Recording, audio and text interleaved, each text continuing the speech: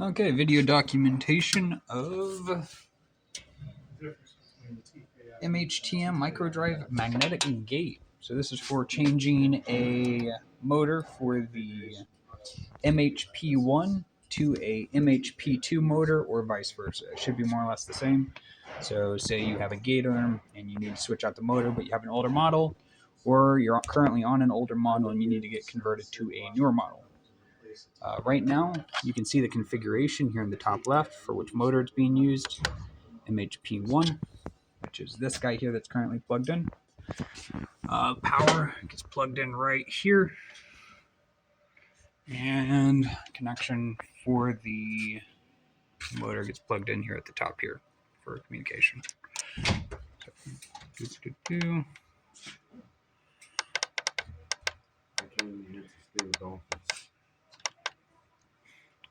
service module. We are going to go to package switching. We're going to prepare for the newer motor. There's no dolphins. You gotta go back and shoot the equipment. Okay. Once we verify it is selected, press button.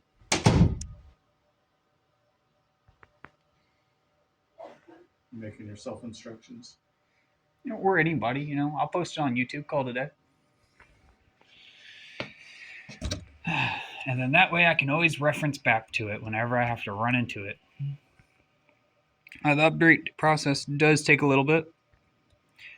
I've personally found preparing for the motor first and then switching to firmware I've had it where is better. It depends. So there are instances where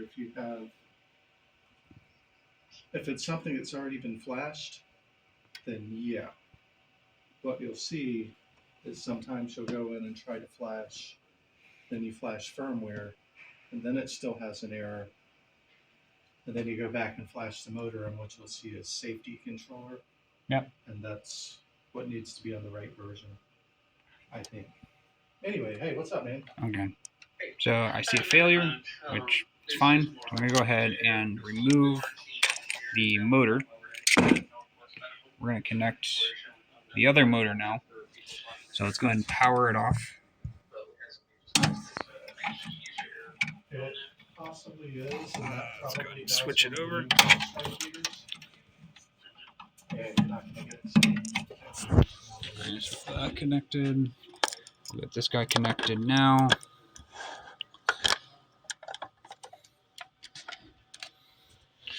I'm going to power it on.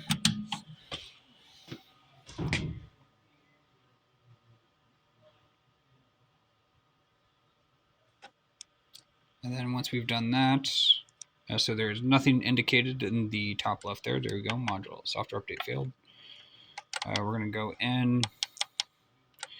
You can see now, though, that it does say MHP2, because that's what it was configured for. We're going to now go in and flash the firmware version. Go back to service module. We're going to go to package switching. And then we're just going to use VAO, SMP, MGC, VAO, and whatever the highest number is. Package switching. Cool. And it does show up there at the top. We're going to press our little button.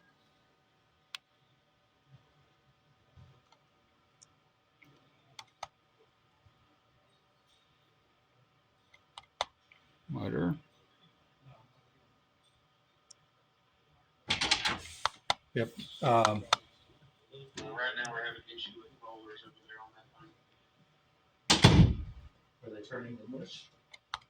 It's not pulling the ticket or it's just stopping. It is jamming itself and people are having issues trying to get out. On the new one or one of the old ones? No update needed. Checking current version.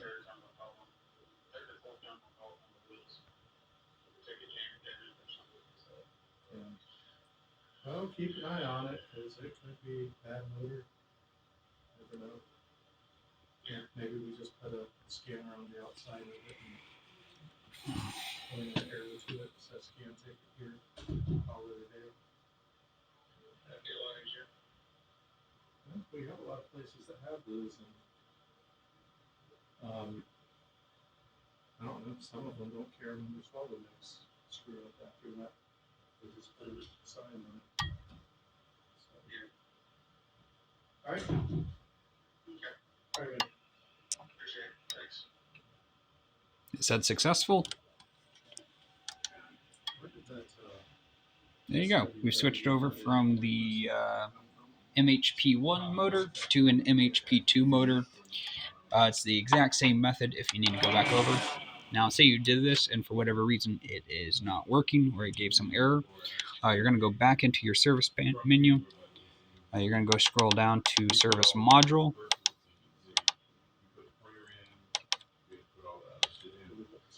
And then you're going to go to package switching again.